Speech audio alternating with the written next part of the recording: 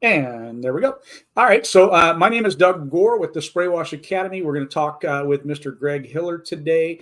And Mr. Greg is with Sundance Clean out of Utah and purchased a drone and has some questions about that. And so, Greg, tell me a little bit about your company and what your goals are, and then we'll get into some of the questions that you've had. Yeah. Well, first of all, thanks, Doug, for having me today, and I really appreciate your being available to answer these questions. Yeah, well, a little bit about me. I started a window cleaning company here in Utah about 7 years ago.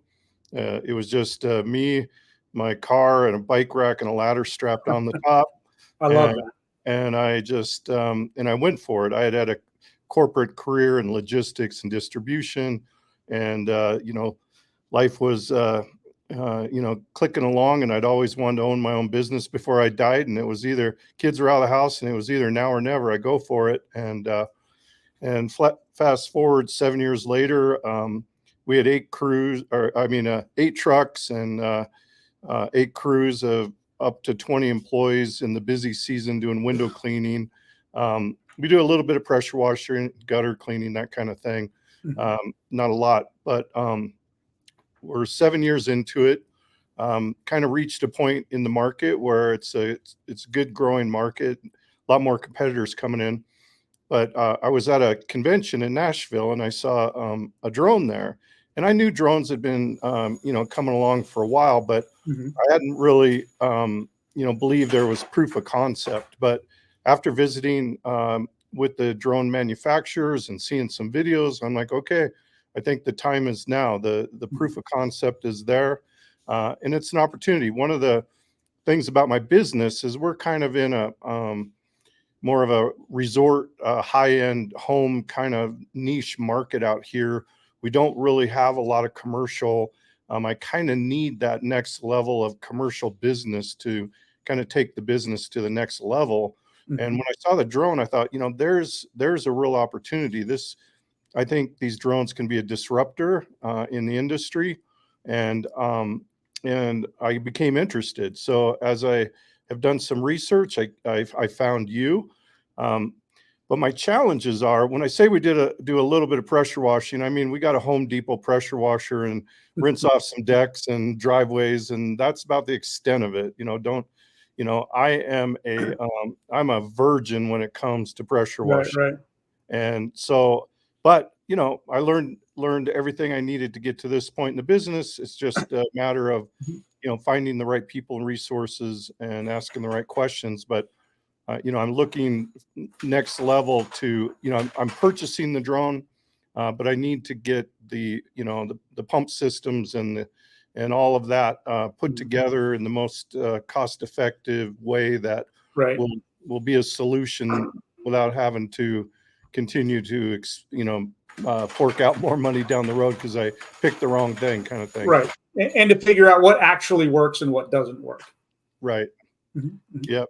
So I know I kind of reached out to you and provided a number of questions, and I'm just kind of looking to get some of that knowledge and some of those connections and move forward. So that's what we'll go over today, is some of the questions that you've had. We'll try to answer some of those. This may turn into a fairly long session because it's a lot of questions, but it's what a lot of people have at the same time. And again, this, like you said, you're kind of coming from this from a virgin standpoint where about pressure washing, but you don't know pressure washing. You don't know exterior cleaning kind of a thing, other than you're very proficient at the window side of it. And ironically, there was a window washer that passed away. I think it was last week, coming off of the, high-rise building kind of a thing. I'm not sure what the details were there, but to me, first of all, let me say that I don't think drones will ever take over the window cleaning side of it as a whole, right? You may need an initial cleaning, hands-on traditional window cleaning, and then follow-ups can be done with drones after that. Though I can tell you, I'm hearing that a lot of the drones, because of the soaps that are out there today, a lot of it is coming out more than just acceptable, right? You got acceptable, it kind of looks okay, and then you have better than acceptable, and that's the way it's coming out. There's also a lot of new glass surfaces that are coming out. on some of the high-rise buildings that are no-touch surfaces. Like if you touch them, you are voiding the warranty, kind of a thing. If you brush them, it has to be a very mild brush, these kinds of things. So you can't run a squeegee because you're voiding warranties. So this stuff will lean, and I think it'll go more that direction in some of these high-rise, self-cleaning windows, that kind of stuff, where you'll have to virtually use a drone for a lot of those as it's moving forward. But anyhow, I'm going to go over the questions that you had, and then if you have more questions as we go along, we'll just address them and kind of go over it. So you said the following are some of your concerns. What equipment requirements for the pressure washing, soft washing setup to operate the drone? Utilize the equipment to expand pressure washing services when the drone is not scheduled for jobs in the early growth stages of a drone business. So first of all, I don't think that the drone manufacturers themselves have truly defined what is the right piece of equipment, and that's also not their job. Okay, so they are selling a piece of vertical lift equipment. That's all they're doing.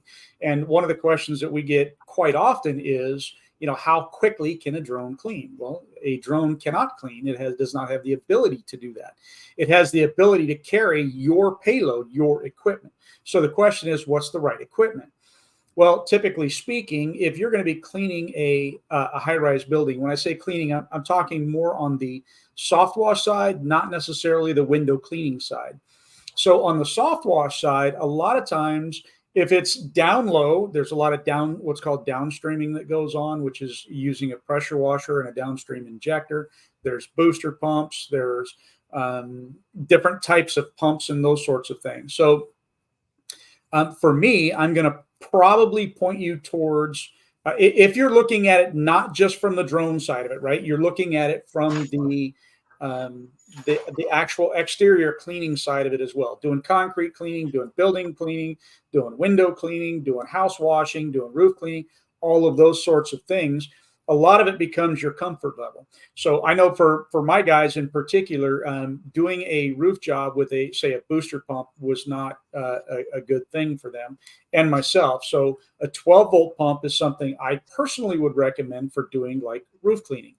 And that's more on the residential side. If it were on the commercial side, booster pumps to me are the way to go because you can get the higher bleach concentrations up there. I would highly recommend an 8-gallon a minute pressure washer. And you can get down to something like a 5.5 gallon a minute pressure washer. But if you're going to be doing concrete cleaning and that sort of thing, I would point you towards a little bit higher GPM.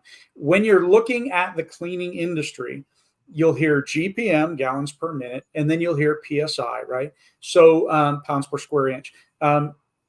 On that, the PSI isn't necessarily the important part. It's the GPM, the volume that you're putting out. Okay, so the higher GPM is what is more desirable. An 8-gallon a minute is, I think if you move up to say a 10-gallon a minute pump, you're actually getting to probably be more than I think you should for a drone to begin with. I think a 5.5 gallon a minute, if you're going more strictly drones, is probably going to be suitable. But if you're doing all around, I would point you towards like an 8-gallon a minute pump. Can I ask you, so what I'm looking for, I thought, okay, I want to get the drone up and working. I want to make sure whatever system I have in place functions well for the drone. But at the same time, it's also an opportunity to leverage that capital investment to get into more commercial and pressure washing that we don't do right now. Is the difference, you would say, with the gallons per minute is cost, and what's that variable? Yeah, so really it is, it's cost. And to me, I'm looking at it as it's a negligible cost, right? Let's say it's an extra $1,000 or $2,000. And I'm not 100% positive where the price points are nowadays. There's the price points are all over the board, depending on, what kind of equipment that you get. I point you towards quality equipment. You might spend, let's say you get something with a hot box on it, which I don't think you need. Hot box meaning that produces heat for the pressure washing side of it. And that would depend too. If you're going to do a lot of gas stations and that kind of thing, then you would get a hot box, and you might spend, say, $9,000, in that range for a good solid pressure washer with the hot box on it. So you might spend 4 to 6 thousand, let's say, on a cold water unit. Again, don't hold me to those prices because there are huge variables in that. But I would definitely point you towards the higher GPM, and the cost to me is going to be a very negligible thing.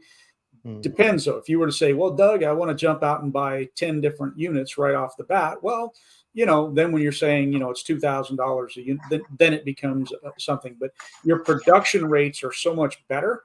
And look at it this way: if you're in an area where water supply isn't very great, right, then you might want to actually go with a lower GPM, because you still have to have what's called a buffer tank, and that buffer tank is what is actually supplying your pressure washer. You don't want to just hook your hose up to it and call it good. Mm. You want it to flow into a buffer tank, and then your buffer tank feeds your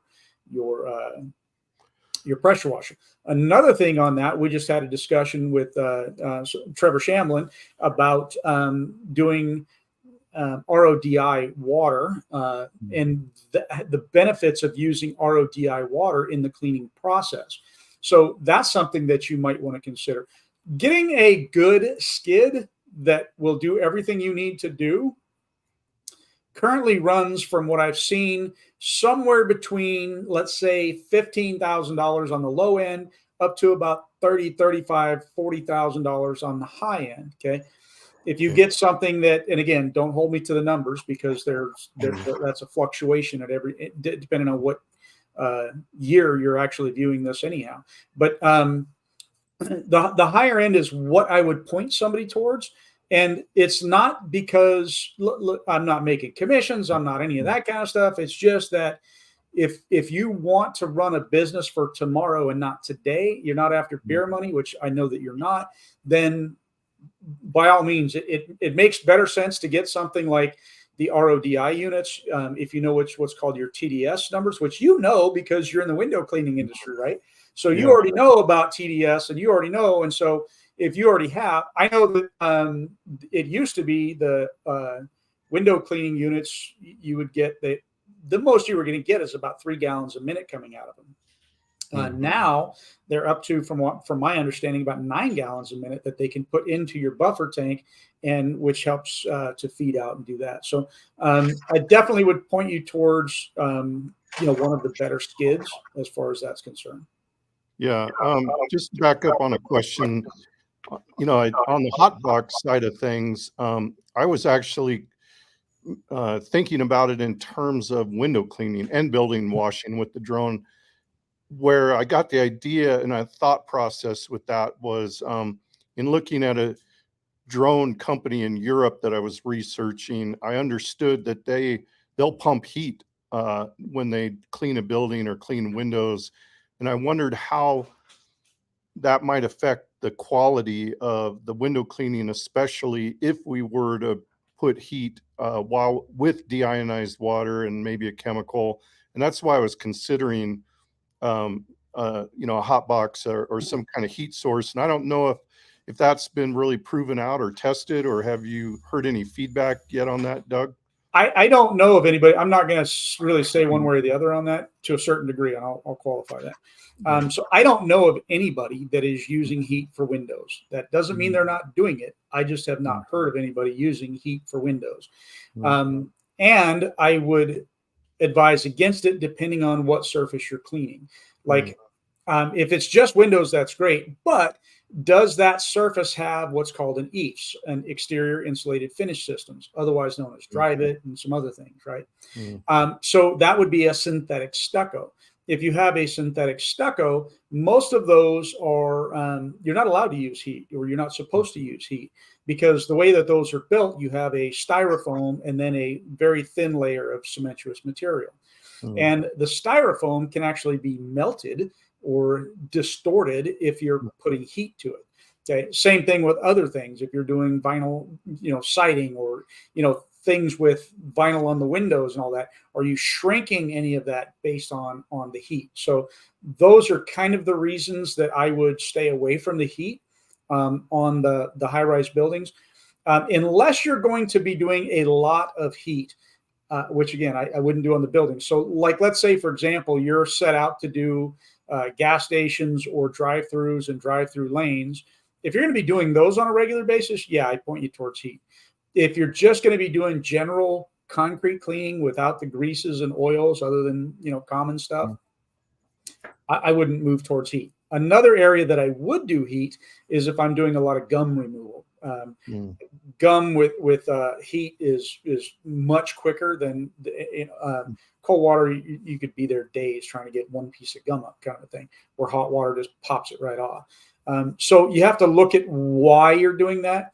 If you're not going to be doing very much, like the grease and oil, or the gum popping or things of that nature, I think the maintenance on an oil or a diesel system, a burner system, is too high based on the usage, right? In other words, if I come across a job, which I did, where I needed to have heat, I would simply go rent a commercial unit from something like Sunbelt Rentals or United Rentals, or even some of the Home Depots has a good commercial hot water system. And so with the rarity of needing it, that's all I did. And then I didn't have to maintain that system. You follow me?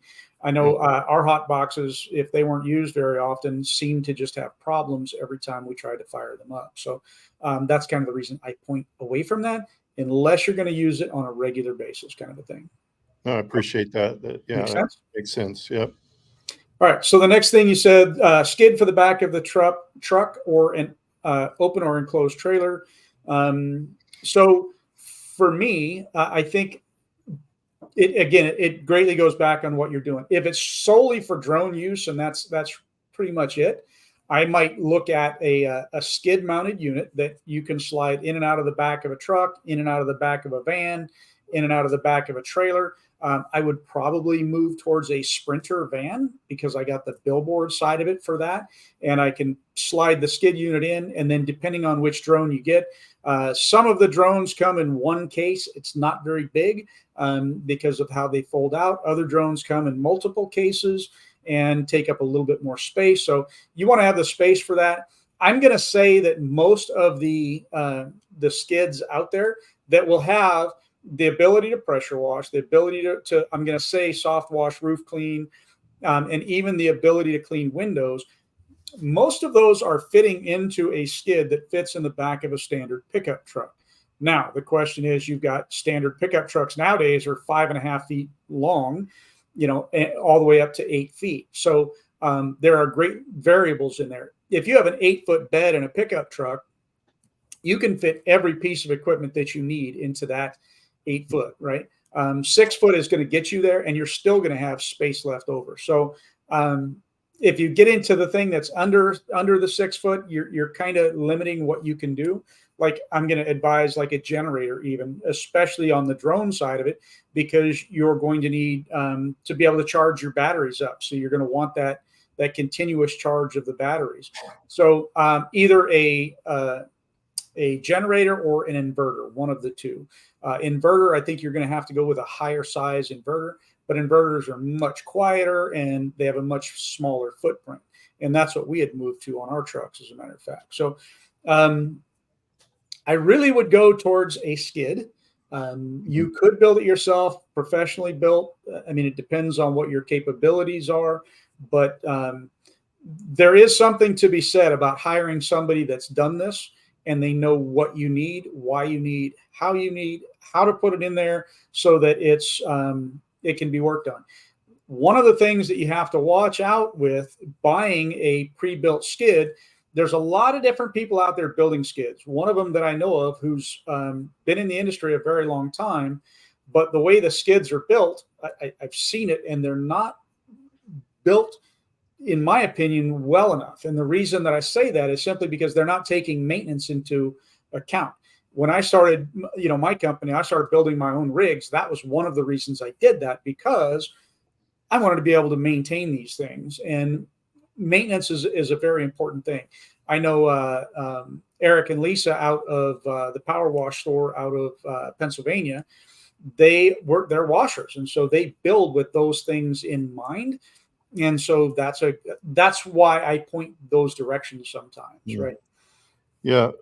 On that note, I know we had kind of talked about that briefly a while back, because my concern is the winters here, we have very cold winters. Mhm. I have limited storage ability in my market. It's really expensive out here.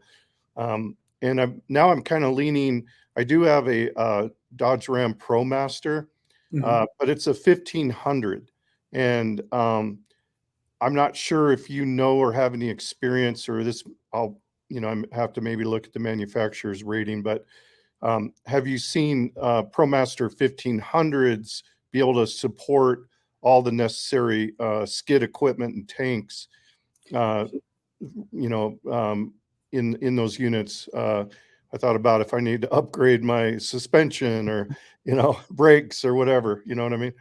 Yeah. So a lot of the so here's a misunderstanding that Mhm. is out there with the automotive industry to begin with. Okay, and I'm not going to say ProMaster. I'm just going to say a 1500 period, because it Mhm. doesn't matter to me if it's a Ford, Chevy, Dodge, whatever. Right? It's 1500.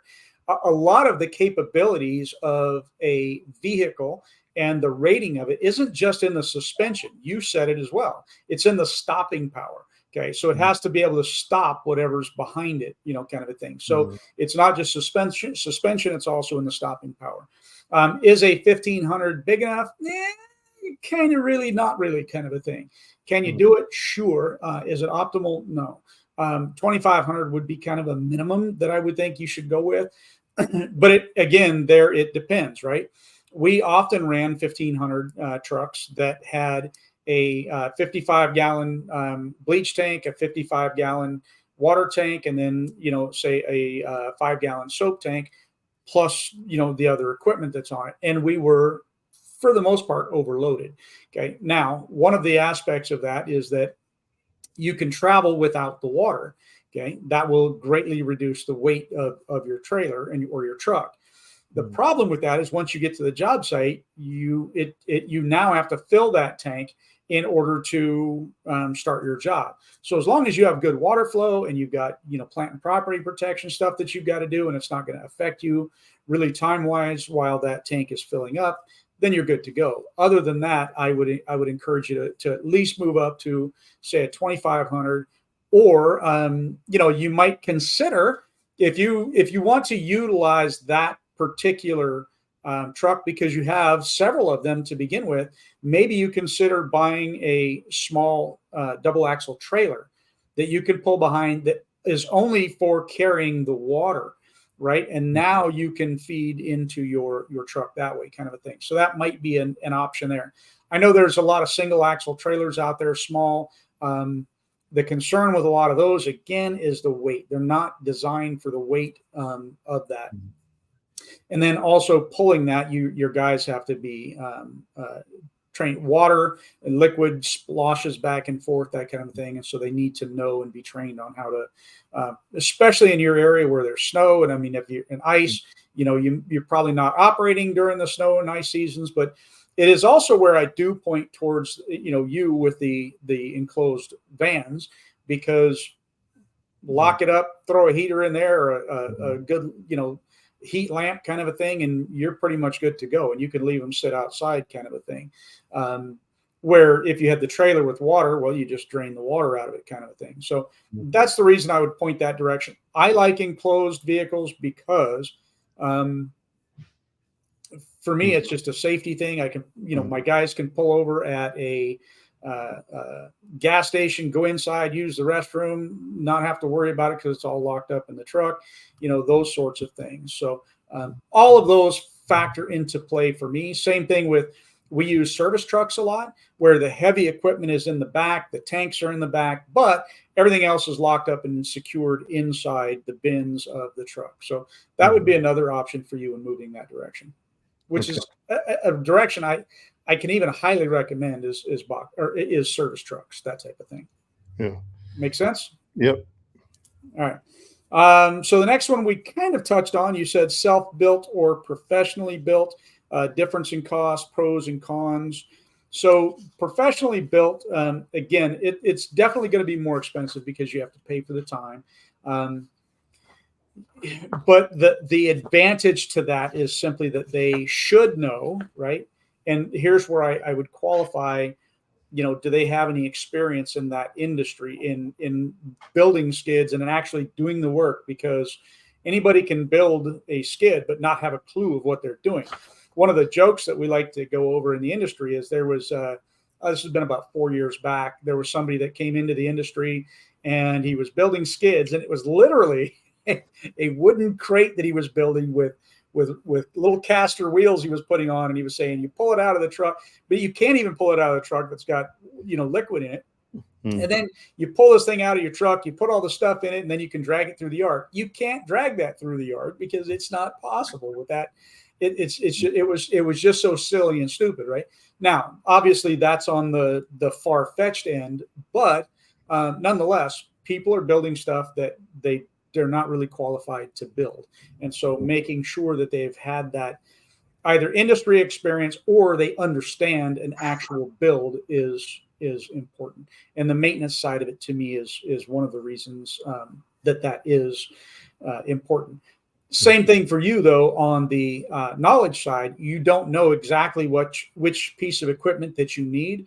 And so speaking with somebody about, and you can still build it yourself, right? You could speak to, say, a company that sells pressure washing equipment and say, this is what I'm looking to do. What equipment do I need? And they can point you in the right direction towards the equipment based on what you're telling them you're going to do. Okay. Mm-hmm. If they've got knowledge in the industry, then they can sell you all the equipment, and then you can figure out how to put it together and put it together in a way that you can maintain it.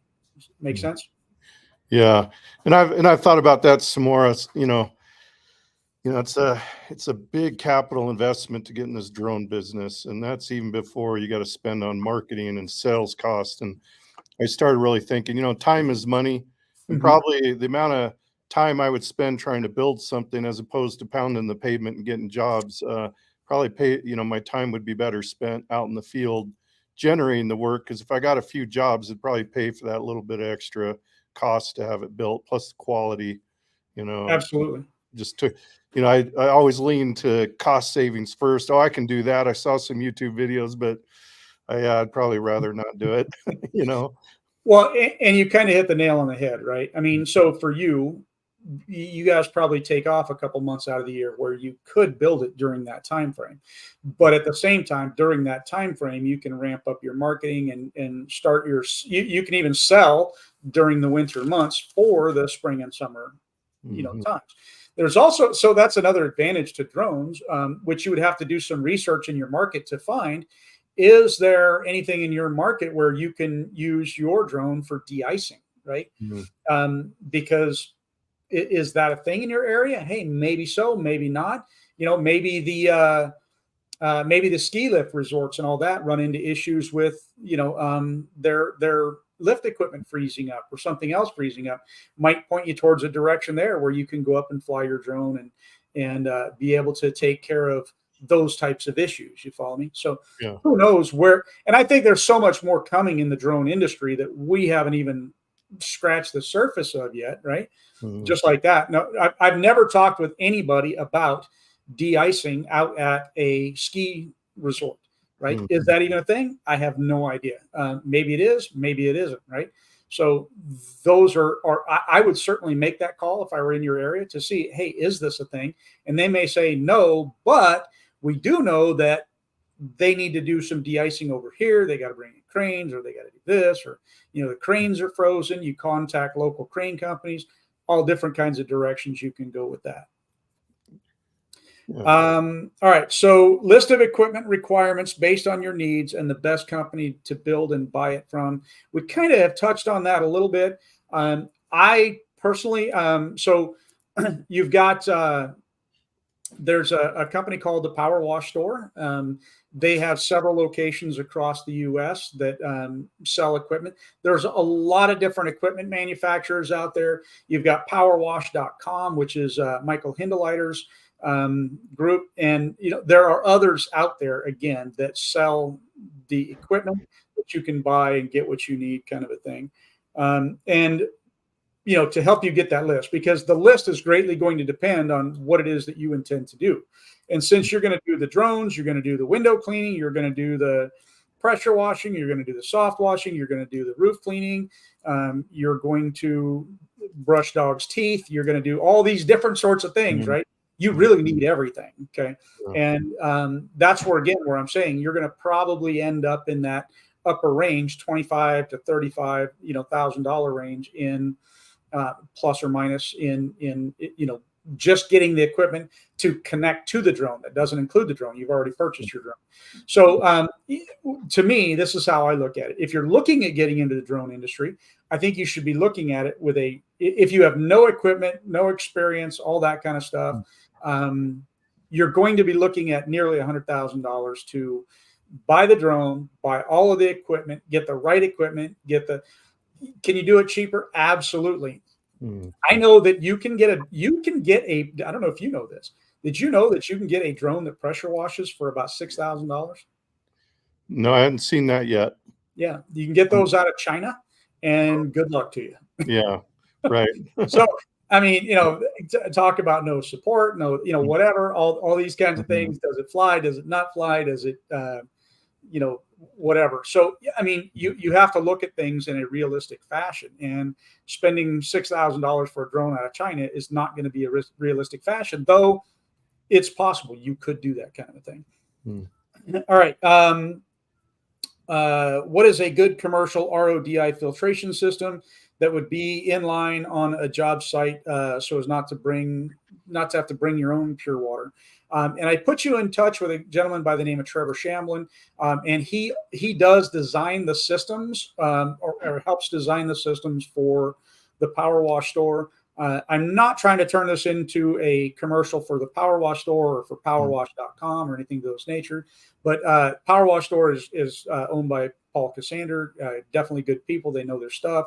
And they have developed something that puts out about 9 gallons a minute, and they can help guide you in that direction for what's going to help for your area and the TDSs and all those sorts of things. So that would be a great resource to get you pointed in the right direction. And I'll actually put down below, I'll put links to some of this when we get done here. So let's see. Then you've got, will we need a generator on the trailer to have power? And we kind of went over that, where I definitely think that you should have a generator. And that also depends, right? If you're just pressure washing and that sort of thing, you're not going to need one because the pressure washer itself, gas powered, it does its own thing, right? If you're going to be using something like a booster pump to wash with, or if you're going to be flying the drone where you have to constantly keep your batteries up, right? Because one of the things about the batteries on drones is, depending on who you talk to, they last 15 to say 30, 35 minutes. I have heard that they'll go longer, 40, even 45 minutes on a battery charge. I don't believe that that's going to be true, though it's possible, right? Depending on how and where and what and why. That's one of the things that we're going to be doing, is testing with drones and seeing how long they actually do fly and giving real information feedback on those things. So let's take into account 20 to 25 minutes as a realistic flight time. You probably need 3 different sets of batteries. And with that, you need a charger to continuously charge those batteries. That way, when you pull one off, you can't stick it directly on the charger because it has to have a chance to cool down. So you have one set cooling down, one set on the charger, and one set flying. When you've got your 20 minutes of flight time, boom, you pull this off, you put this on, you do that. So sometimes I'm even going to point towards having, 4 batteries or having 2 sets or 2 different chargers as well.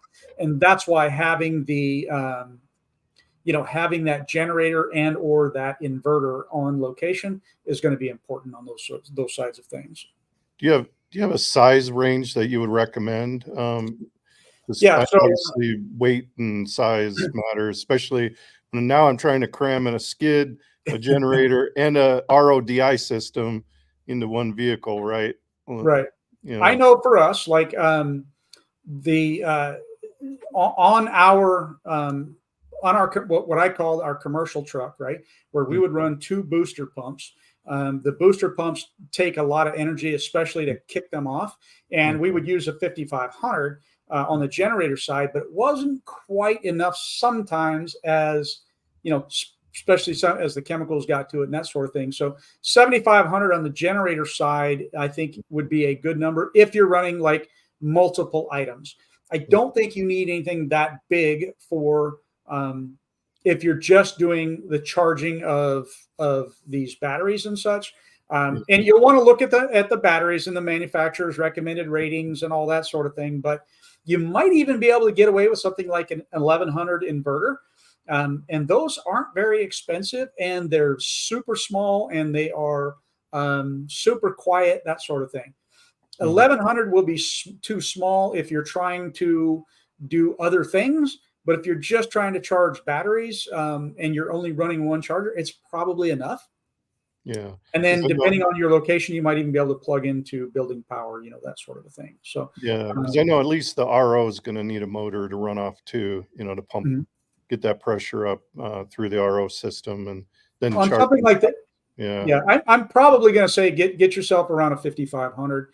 If you're going to run the RO unit, and then you're also going to charge batteries, and then you might guys charging their phones or whatever the case may be, get a 5,500 at least, I think.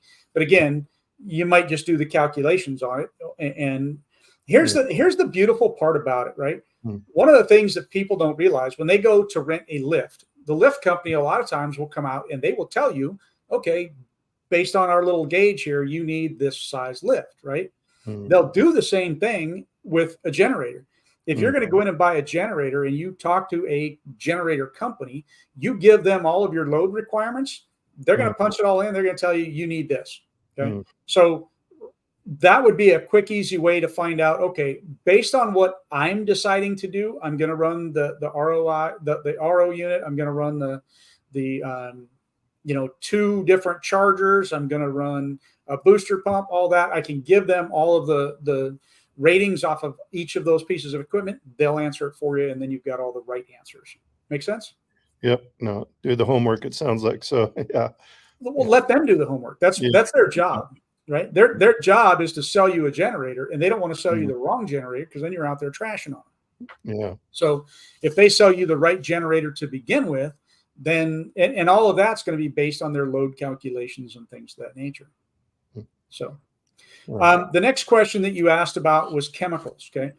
Chemicals gets into a very wide range of different things. So to start off with, on the cleaning side of it, there's 3 basic elements to building washing. Okay. There's a lot more, don't get me wrong, but 3 basic elements. You need bleach, soap, and water, or sodium hypochlorite, soap, and water. Okay. And those are the 3 elements that are really needed to start a building cleaning. Now, if we get into all of the different, chemical ratios and all that sort of thing, that's something that, we've got an online class called the Plant and Property Protection class. We get into some of that and covering some of those chemical usages. And it's also why I highly, highly, highly recommend. I'm not going to call anybody ignorant to just get into batch mixing starting out nowadays, but you're kind of being ignorant if you don't get what's called a proportioner, invented by Tim Aselton into the pressure washing industry, right? So the proportioner has basically 3 dials: one that controls your bleach, one that controls your soap, and one that controls your water. And it has right on it a sticker that tells you the about range for cleaning, right? If you're doing a building wash, you should be at about this range. If you're doing this, you should be at this range, and this, you should be at that range. And that's a really important tool to have. Cost savings. I think the proportioners are now up to around $2,000, give or take, for the real proportioner and a good quality system, all that kind of thing. They will make up for themselves very, very quickly. If you are batch mixing, I know myself, before the proportioner came out, I would spend about 45 minutes twiddling my thumbs on a job site. As soon as I ran out of chemicals, I had to fill the tank back up with water, and then had to put my bleach and my soap and, all this kind of stuff, and calculations based on how much is already in there. And, so I'd spend 45 minutes just sitting there waiting for the water to fill up. Okay. And then I would do that, twice a day. So, I would spend an hour and a half to 2 hours just filling tanks, depending on water flow. Well, that once the proportioner came in, that was a game changer there. So, on the chemical, I'm getting away from the chemical side, but proportioning out those chemicals is an important thing. So bleach, soap, and water are the main elements. Then you're going to have things where it depends on if you're going to be doing oxidation removal, which is going to happen on buildings, and it'll happen on metal surfaces, metal roofs, vinyl siding, all these different things, right? So there are lots of different products on the market for that. EcoChem is a great company for something like that. And so also like window cleaning would be another example. One of the products that I happen to like is EBC Glide. EBC is a company out of California owned by Carlos Gonzalez that is a really good company. He's really supportive of the industry, and he puts out great products. He has his degreasers out there and some other things as well to help get rid of tire marks. You've got other things chemicals that you're going to run into that are going to be for like rust removal, efflorescence removal, those sorts of things. I will point you towards a company called Front 9 Restorations. That company is owned by Craig Harrison, and Craig Harrison has a lot of great products, F9 products out there that are great for this, rust removals and many different things. He's got different classes on doing pavers and all different kinds of things out there. And again, great resource. And I'll put some links down below in the video when we get done with everything. But so that's a great resource there. You've got different chemicals, like if you get into paver sealing where you're at, there's like Deco products, lots of different products and different manufacturers out there. But it really boils down to what you end up running into and what you decide you need. That one of the things I'll go back to with F9 Front 9 Restorations and the Craig Harrison is he has what's called a cookbook. If you don't have the cookbook, I highly advise you to get it. He also has an app. So the cookbook was about $200. The app is 99 cents. Go figure that one. Craig's a smart guy. He's trying to get that out there, but the cookbook is a very detailed. If this is the stain that you have, do this in this order. If you follow that, your results are typically going to be very good. There's also a company called Persoco. They put out some good stuff. Lots of different companies out there with the different chemicals. But for basic cleaning, bleach, soap, and water are the main ones. I personally like. There's a product called Apple Wash. Apple Wash works really well with the proportioner, and it throws out. It has a masking scent. It has a colorant to it, a dye in it. But you need to use it with bleach, so the bleach will eat up the dye, kind of a thing. But it makes it very easy to see where you're spraying. So like on the drone side of it, if you've ever sprayed up high, okay, one of the questions we get asked a lot is how high can a drone go? Okay, well, let's just have an argument, and let's say that we're going to go 500 feet on a building. Okay, the building is 500 feet tall, so we're going to go to 500 feet on that building.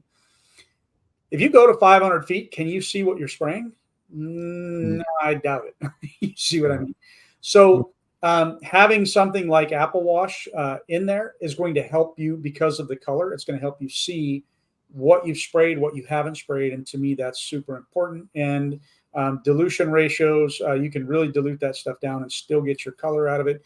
But I also mix that with, I think there's something called Dragon Grip that also comes from the Power Wash store, which is a thicker, heavier, actual surfactant kind of a thing. So that would be another product. So I tended to mix those two, in with water and create a nice sprayable mixture is the best way to say that.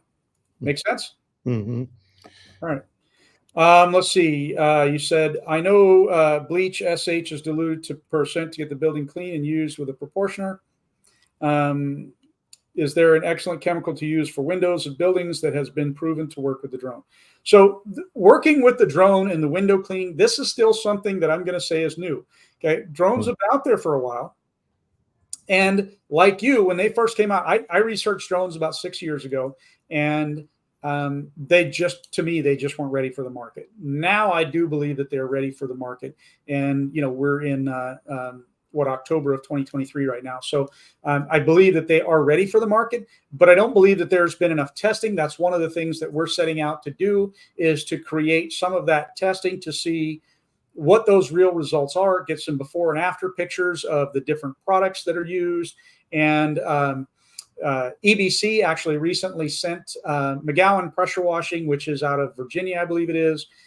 They were sent some EBC, tried it because they do a lot of window cleaning, and they were impressed with it. So they got great results. And I think that that's the thing, is that all of these soaps are now, I mean, they're being better designed, and they're doing better jobs and better things. So EBC Glide is really where I would point you towards, even though I know that there's going to be other things on there.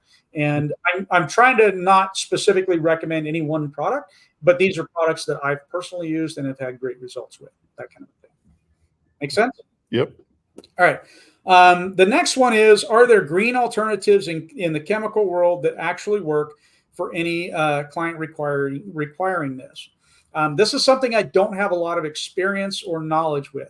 There are a lot of things that are now coming out on the market, and I think over the next few years, they're going to start probably proving themselves. But to my knowledge, there's nothing that truly stands out.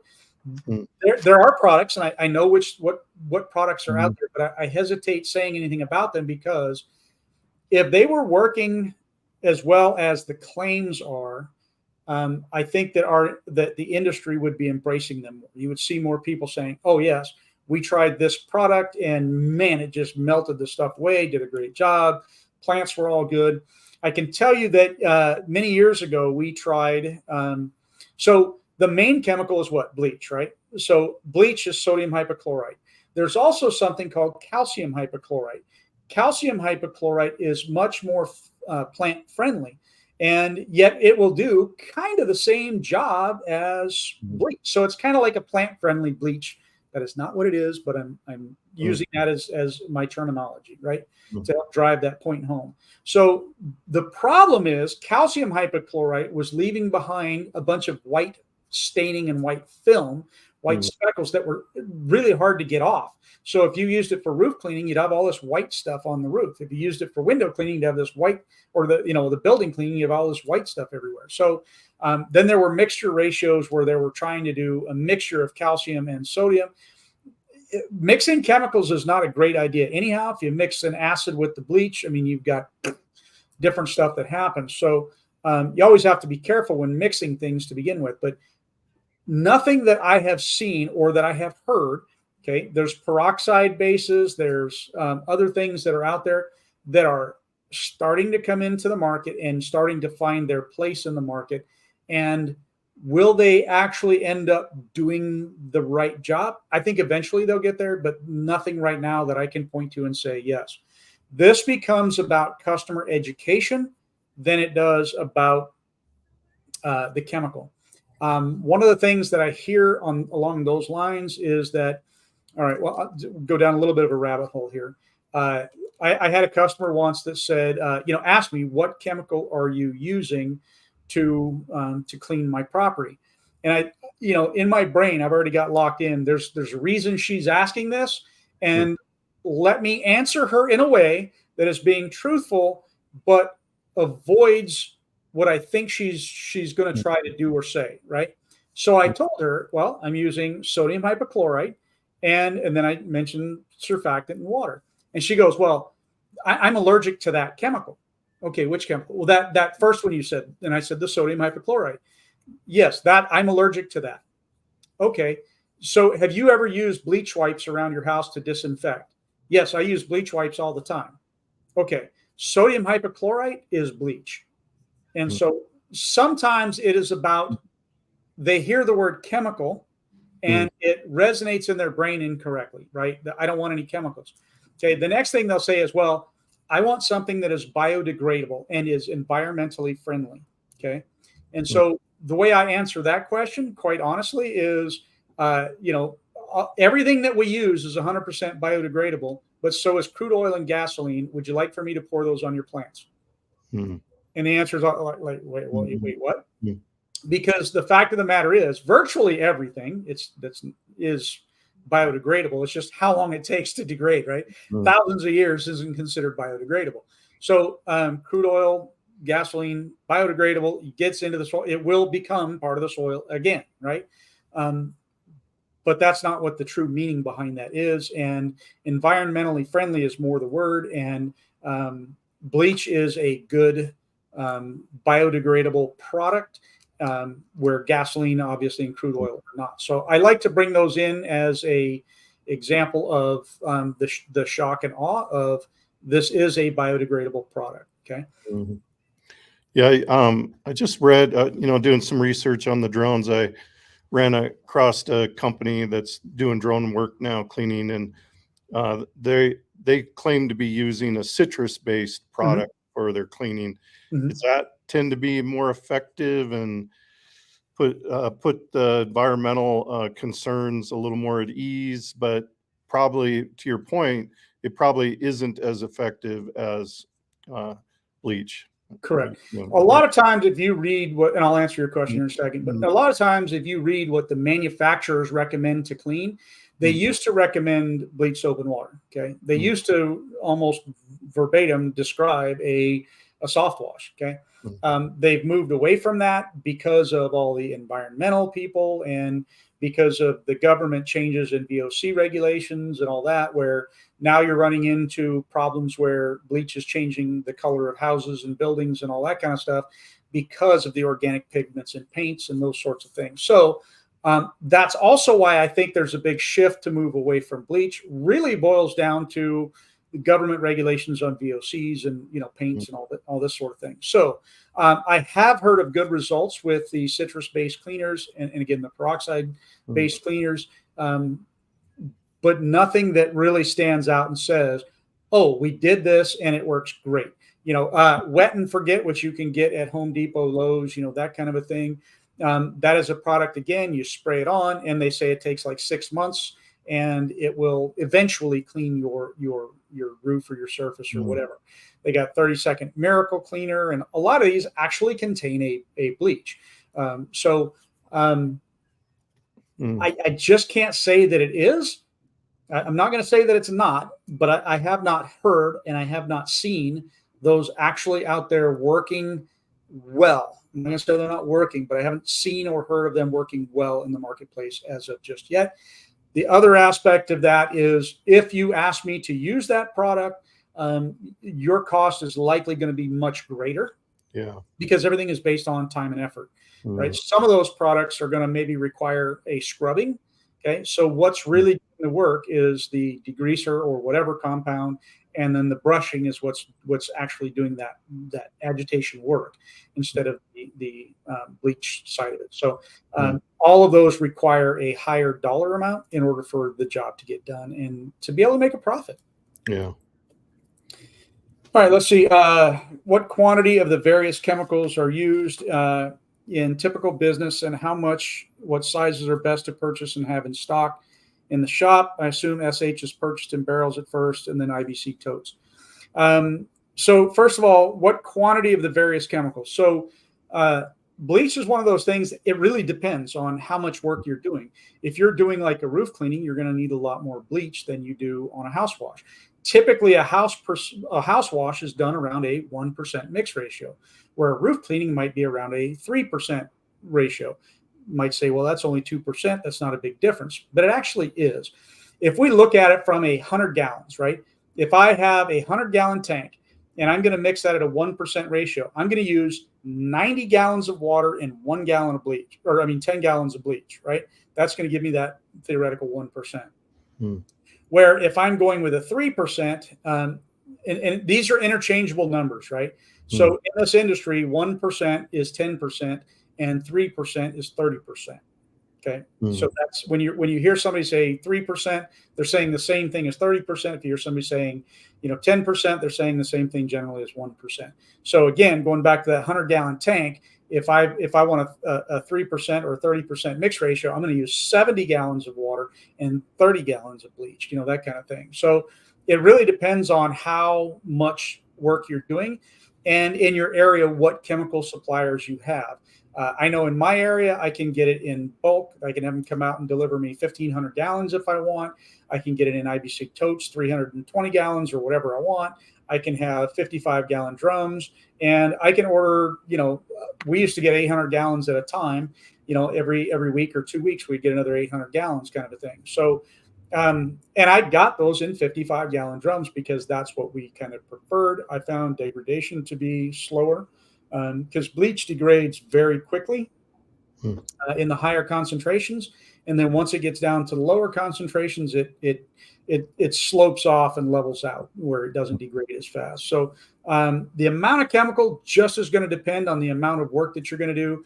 If you're going to go out and do a roof cleaning, again, you're going to be running about a 30% mix ratio, depending. So 100-gallon tank, that would take 30 gallons. You may or may not use a full 100 gallons. It depends on. I know for us, we used to do a roof cleaning, and it would take us almost 100 gallons batch mixing.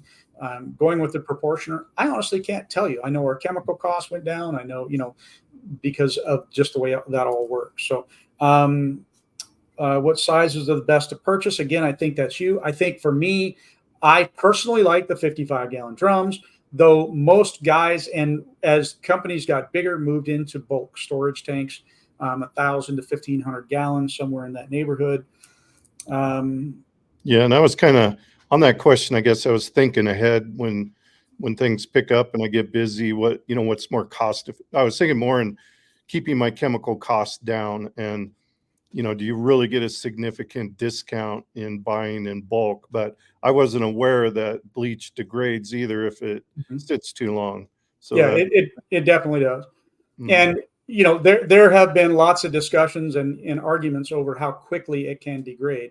I've even got a video out on it that happened to us where it was very quickly. Another example is sometimes people will buy a higher concentration in bleach, say a 12.5% solution, and then they'll say, well, I'm just going to add a bunch of water to it, dilute it down so that it can be sprayed, and then they let that sit. The problem with that is that the bleach immediately starts to attack the water or the iron and chemicals in the water. So your bleach actually is degraded even further. So if there's anything in that process, as you're transferring from one to the other that can cause a degrade, it's entirely possible. The types of barrels, the type of storage, all of these factors can fall into play. Have you introduced air into it? Have you, what are the things that you've done? It can degrade very quickly, and it can drop off very quickly. Once it gets down to, I'm going to say about that 9% range, it starts to level off. I think it goes from 12.5 to 9 pretty quickly, starts to level off. When it gets down to about 6%, I think it's more of a straight line. These are my thoughts on it, not a proven fact. I'm going to say that. It is a proven fact that it degrades very, very quickly, though. Do you know of a method to be able to test the level, the percent? Yeah, I won't recommend it. Yeah, it's experience, right? I stick my finger in. Yeah, that's pretty good. So again, I don't recommend that, right? There are meters that you can buy in the market. One of the things that I recommend is when you get your bleach, get a certificate to go with that bleach that tells you what the strength is and when it was made. Okay, so if you're buying your chemical from a pool supply store, as a great example, it might have been sitting around for a month, right? So even though it says at the time of manufacture it was 13%, it's not going to be 13% anymore because it's been sitting for too long. Okay. If it's been sitting outside, if it's been sitting, where has it been at? These sorts of things are all going to affect the strength of that chemical. So all of those are factors that need to be considered. And once you start spraying, right? I know we had gotten an order in. It was 800 gallons, and we got it in the very next day. My guys went out, I think it was a couple days that I don't remember anymore. But they went out to spray, and they called me and said, "Boss, there's something wrong with this chemical." And sure enough, I go out there, and it was just super weak. And I could tell it was probably around the 9% because of how it was acting and reacting. Okay, we were able to keep that for our house wash jobs. We do some large commercial stuff in the summer, and we used up all of that. But so there are testing things out there, and again, part of that is as experience goes on. Again, I'm not telling you to stick your finger in it. I can tell, yeah, okay, based on the heat, not it burning my skin, though if I left it on there, it would burn my skin. But based on the heat that it was generating with my finger, because it's trying to attack, I could tell, yeah, that's very strong, and then I could just rinse it off and good to go. Do not recommend that. Don't do it. Do as I say, not as I do. That kind of a thing. I don't want that phone call of, yeah, my guys are out there sticking their tongue in it, that kind of a thing. Anyhow, the next question was, how do you store it in the shop? And is there a recommended pump system to transfer the chemicals to the tank? So all of that is going to somewhat depend on, how and where you store it. If you're storing your containers up high and it is more of a bulk system, there's just a ball valve that allows it to flow. That is a really good, quick way to flow chemicals. There are 12-volt pumps. There are air diaphragm pumps. Depends on how quick you need to, right? There are, little 6-gallon a minute electric pumps that are capable of doing the job for you. So it really is going to depend on you. I personally like the 12-volt pump. Now, keep in mind, I got to keep that battery charged, but I like that. It was a slow process. It was 3 to 5 gallons a minute, somewhere in that neighborhood. But over time, I know how long it takes to fill, and I can, you can put a shutoff in there, all these different kinds of things. But I like that because the higher you go in the GPM you're pumping out, which is good. But the kickback and the splashback and all those things are things that you need to be worried about. You also need to make sure you got eye wash stations. You need to make sure that you're, got the proper PPE, all those kinds of things. They also sell at some of the pet stores. There is a product made for fish that is a pH, or that's a neutralizer. And that's great stuff to have. Just if you get it on your face, you can take the wipes and wipe that on there and neutralize that bleach out. So those are important things to have. But an eye wash station is super important to have on your trucks, and as well as at the shop, at the fill stations, all those sorts of things. Okay. Let's see. The other question that you had there was, okay, storing it. I prefer that it be stored inside, though lots of guys do store outside. I think their degradation is going to be a little bit quicker, that kind of a thing. What are the best brands for the specific chemicals you would recommend? I think we've gone over that already. Any recommendation of a company in our area to purchase wholesale chemicals from? I do not know for your area, but depending on what area you're watching this from, I would simply look for, again, sodium hypochlorite is, the main cleaning chemical, if you would. And bear in mind, it doesn't clean, it kills. Just look up sodium hypochlorite, bulk sodium hypochlorite, and then your city and state, that kind of a thing. As far as the other chemicals, again, check with some of the national suppliers, the powerwash.com and the powerwashstore.com, great suppliers, and they ship nationwide and, got locations and all that kind of stuff. Again, there are many others. Just look for pressure washing supplies in your area, and that should help you get to somebody in your area that's going to help you do that. I know this is a high margin sell for many businesses, and keep chemical costs down is critical, I think is what you meant to say. Yeah. What legal and paperwork requirements are required when working with the chemicals? So again, I want to make sure that I'm making it clear that this isn't legal advice or, that kind of stuff. Tax advice, insurance advice, all that kind of fun stuff, right? But so let's see, paperwork requirements when working with chemicals. I would point you also towards a gentleman by the name of Michael Draper, who is with Expert Safety Services. He can help guide on some of that as well. All right. So There are lots of different requirements, and every area has their own requirements and different things, right? There are some things that are federal. There are some things that are local. There are some things that boil down to county, parish, borough, city, whatever. Okay. So all of that kind of needs to be researched more on the local level, but there are some things that are just kind of common knowledge, standard things that you should be looking towards. As an example, you're carrying the three basic chemicals that I'm talking about, right? You're carrying water, soap, and bleach. Okay. Each of those you need to have the SDS sheets on board your truck. Okay. They used to be called SDS sheets. Now they're called MSDS safety data sheets, material MSDS, now SDS.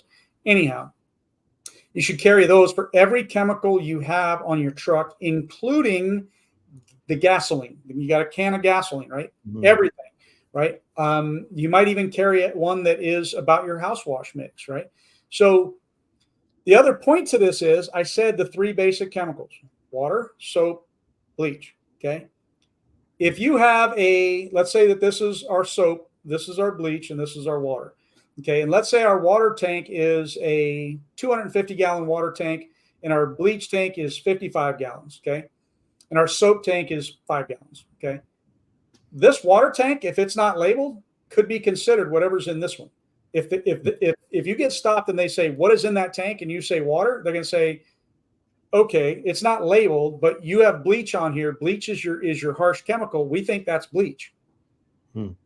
Now you can run into a problem because there are things in this where unless you have a hazmat license and all this kind of stuff, you're only allowed to carry so much chemical, right? And it's not only so there are not only a liquid limit requirement like 999 gallons, right? So you can't carry over 1,000 gallons. But you also can't carry over a certain weight amount. Okay. I said 1,000 gallons, but that's not correct. It's 100 gallons. I'm getting my numbers confused now, right? But also it boils down to the weight of it, right? If you have two 55-gallon drums, right, which they typically fill those about 53 gallons a piece, and let's say that you've got both of them at, let's say 48 gallons a piece, so you're under your 100 gallons. I said 1,000. Remember, I was totally spewed out a number that was incorrect.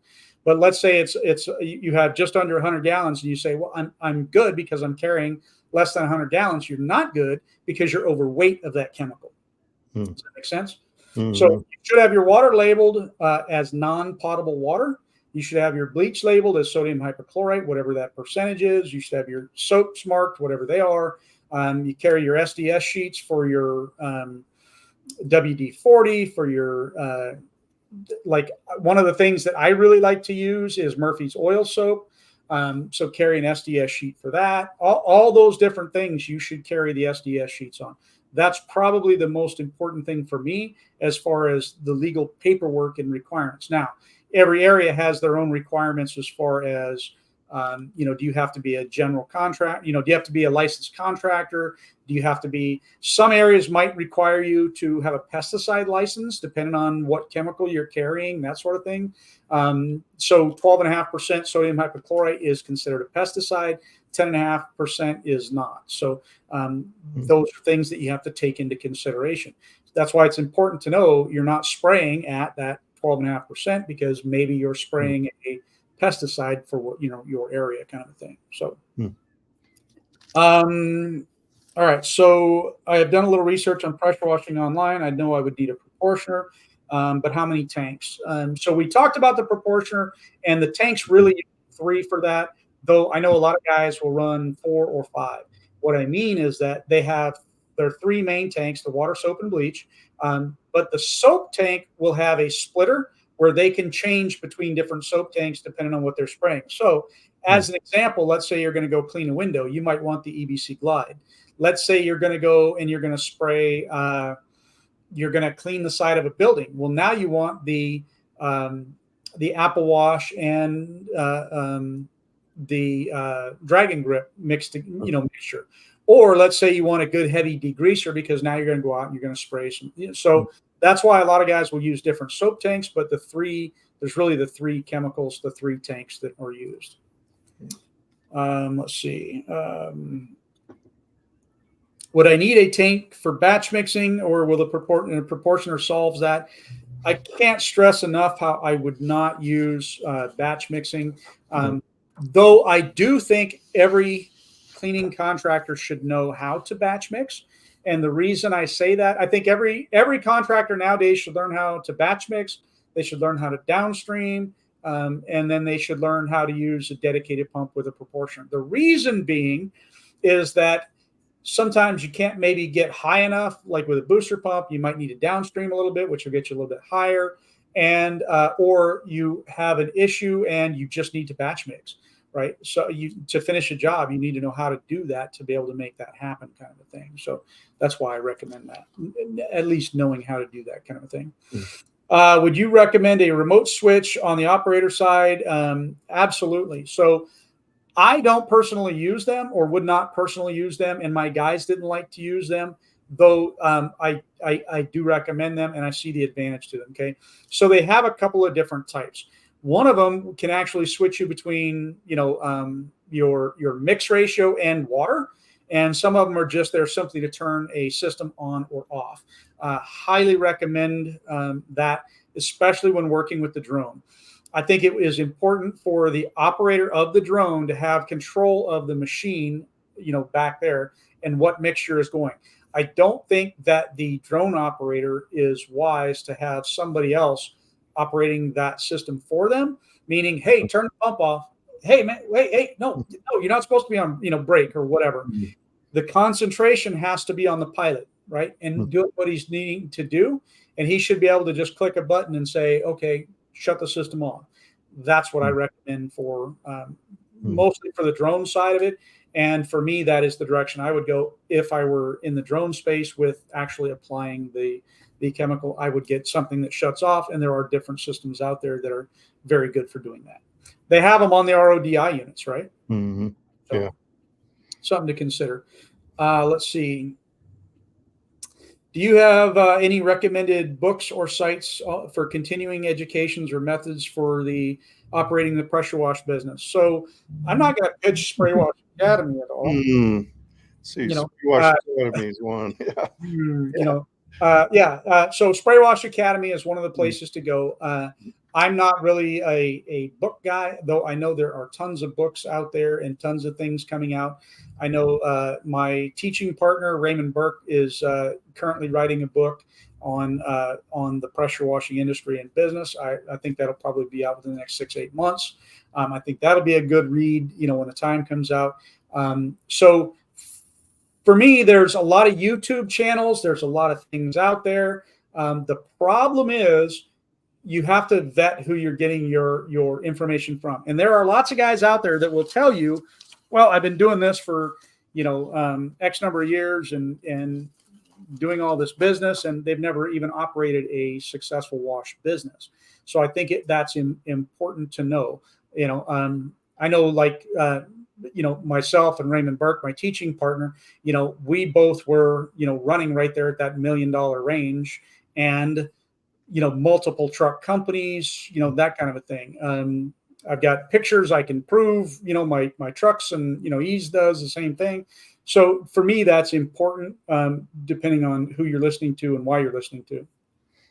The chemical suppliers themselves, if they're putting out videos, I would definitely go with those. Or if they're putting out materials, I highly recommend, if your area deals with a specific product, like, as an example, let's say that your area has a lot of exterior insulated finish systems, Drive It.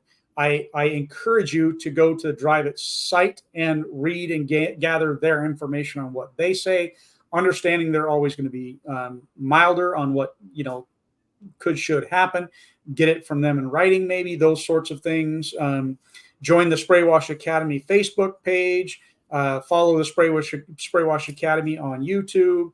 I also have a personal channel that has a lot on it. There's 2 separate channels. One of them is DougieDoo.com or DougieDoo on YouTube, as well as rantings of a guy called Do. You've got the Spray Wash Academy, and you've got the Power Wash Store of Tallahassee. Those types of things that have their own. I know Power Wash Store and powerwash.com also have their own channels, that sort of thing. So those are the directions I would point you towards. Let's see. I think that pretty much is it. I mean, you have another one in here about, I would love to ask about some business experience methods for acquiring customers and all that. And that's a whole nother different realm. I think when you get into the drone space, if the drones are not selling jobs for you, and I'm not talking about jobs that don't include drone, I mean, just include drones. Your drone should be selling jobs for you that don't even include drones, right? Mm-hmm. They're giving you the opportunity to go and bid. If you're not getting that back once you get started in that, you're doing something wrong, because everything I'm hearing from everybody that has a drone, they're saying, man, I'm not even using my drone on most of the cleanings I'm being called out for, but I'm getting the calls because I have the drone. A great example is something like slate roof cleaning. Okay, you don't want to walk on a slate roof. So I know a guy that said he was called out to do a slate roof cleaning job because he had the drone and the owner didn't want somebody walking on the roof. Even though he did that job without the drone, he was able to spray it from ladders or whatever. It still got him the job, got him invited to bid the job. So there's a lot. One of the things that we'll be doing with the Spray Wash Academy is creating marketing materials, and we will end up having those available that will help. And marketing is something that we are also going to help different companies work on. That will be a service that we will be offering, to where we will even make calls to your area to help get you those jobs, that kind of a thing. All of that obviously would be fee-based and so on. But that's going to be, to me, the biggest resource. It's part of what we're setting out to do, is set the industry and really push the drone industry forward, because I think it is. I think it's the right time for them. I think they've done enough. I think they've got enough flight time. They've got enough things out there in the world now where the drones. It's the right time for the drones to enter the market, and we want to help foster that. Yeah, no, that's great. Yeah, I think I saw too on your LinkedIn, you were asking questions in regards to drone insurance. Have you have you done any research or found any companies that I could reach out to? We contacted our broker, but they haven't even got back to us yet, because they're struggling because they can't, or they should. Yeah, they can't figure it out yet. They don't know what all the components are. And I know there's a couple online, but drone that they're aviation type insurance companies. But exactly, and that's what I was going to say. Coming up when I see that aviation insurance. So yeah, real quick, and there will be a video series that I'll be coming out with that will go over insurance in great detail. Okay, so I'm going to be doing an interview with Miss Nicole Royer, who is she is let me pull her up real quick. She's with bwifly.com, bwifly.com, and she will be going through just the different aspects of drone what you need in the drone industry, some of the things that you need to learn, some of the things that you need to do. There are others, and we will cover a lot of that. There's another one, trying to think of his name. Let me go over here and look it up real quick.